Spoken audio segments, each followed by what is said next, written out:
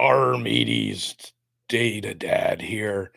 So I'm mixing fashion choices. Um, just my white lighting. This is the problem with going live. Oh my goodness.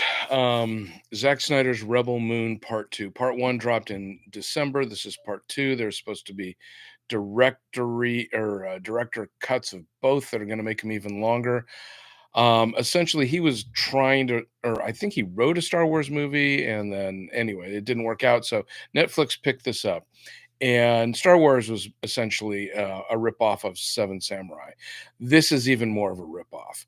This movie is horrible. At first, I thought it might be slightly better than the first one, but it's just horrible. There's no depth, there's no characters, there's just nothing happening. I mean, you don't care about any of these people. Why is the evil empire coming to essentially an Amish community on a moon to get wheat that is hand cut, like they're going to process it on the starship? It's an interstellar starship. They can't pick up food supplies. How are they going to process this wheat? You see people with scythes out there cutting down the wheat. The technology is this bizarre hodgepodge of generations. You've got spaceships that look like B 2 bombers from World War II. You've got computer systems that look like stuff from the 60s with switches and instead of touch screens. I mean, SpaceX has more advanced looking spaceships. You've got video hologram calling that's all jittery and awful. I mean, we can do better with our current day technology than a lot of the stuff that we see here.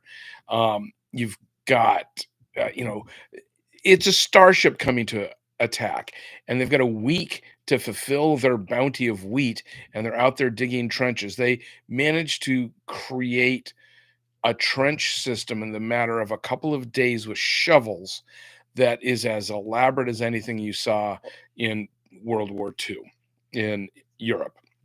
It's the the bad guy. He's just one dimensional. He's just bad. Um, the good people, you have a dinner scene where they all do their identical exposition of how they were super important on their world, and then the evil people came and killed everybody. I mean, there's no depth, there's no characters, there's no story. It's awful. I kind of liked the look of the sort of lightsabers; those were cool. Um, it's just don't spend your time.